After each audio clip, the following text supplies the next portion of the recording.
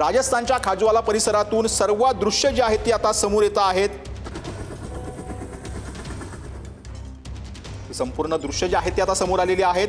अर्धा तास जे आहे ते अर्धा तासापासून पाकिस्तानचे राष्ट्रीय सुरक्षा सल्लागार आणि तिथले जे काही नेते आहेत त्यांच्यासोबत जे आहे ती बैठक सुरू असल्याची माहिती मिळते। पाकिस्तानमध्ये राष्ट्रीय सुरक्षा सल्लागार अजित डोवाल हे संपूर्ण विविध देशांना जे आहे ती माहिती देताना पाहायला मिळत आहेत।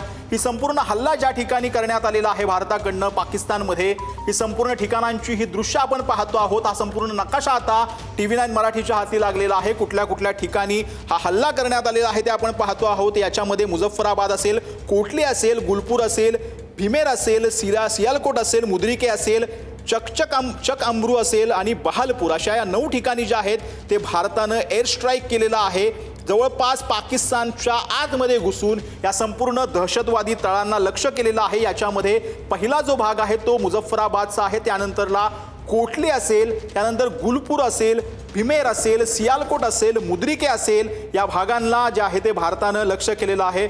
चक अमरू असेल ते आपण पाहतो आहोत। हा संपूर्ण भाग जो आहे तो इथं लक्ष्य करण्यात आलेला आहे। भारताच्या पाकमध्ये कुठे कुठे हल्ला केलाय ते आपण ग्राफिक्सच्या माध्यमातून सध्या समजून घेतो आहोत। भवालपूर असेल, मुद्रिके असेल, या संपूर्ण भागामध्ये जो आहे तो हल्ला करण्यात आलेला आहे। कोटली, सियालकोट या संपूर्ण भागामध्ये हा हल्ला करण्यात आलेला आहे। भारताच्या कुठल्या कुठल्या भागामध्ये हा हल्ला करण्यात आलाय, भीमेर, सियालकोट, बिंबेर असं देखील या भागातलं जे नाव आहे ते समोर येते।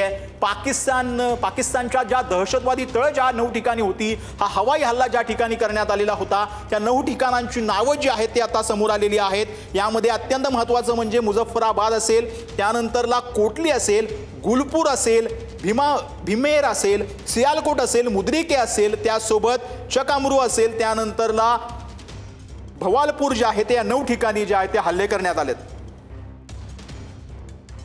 याच्यामध्ये जवळपास 50 लोकांना दहशतवाद्यांना जे कंठस्नान घालण्यात भारताला यश आलेलं आहे। ऑपरेशन सिंदूरच्या माध्यमातून 9 दहशतवादी तळांना लक्ष्य करत 50 दहशतवाद्यांचा खात्मा करण्यात भारताला यश आलेलं आहे। हा दहशतवादी जे मृत्युमुखी पडले त्यांचा आकडा जो आहे तो वाढू शकतो। राफेलच्या माध्यमातून, स्कॅल्प मिसाईलच्या माध्यमातून हा संपूर्ण ऑपरेशन जे आहे सिंदूर ते राबवण्यात आलेलं होतं। 26 जणांचा, निष्पाप जणांचा मृत्यू जो आहे तो पहलगामच्या हल्ल्यात झालेला होता। त्यानंतर हा हल्ला जो आहे त्याला लक्ष्य जे आहे ते भारतानं दिलेलं आहे। त्याला चोख प्रत्युत्तर दिलंय। कडक जो आहे तो इशारा जो आहे तो पाकिस्तानला हा दिलेला आहे। संपूर्ण पाकिस्तानच्या आत घुसत ज्या ठिकाणी ही 9 दहशतवादी तळं होती त्यांना भारतानं उद्ध्वस्त केलं। ऑपरेशन सिंदूरच्या माध्यमातून 50 दहशतवाद्यांना मारलं गेलेलं आहे। राफेलच्या माध्यमातून, स्कॅल्प मिसाईलच्या माध्यमातून या 9 ठिकाणांना लक्ष्य करण्यात आलंय।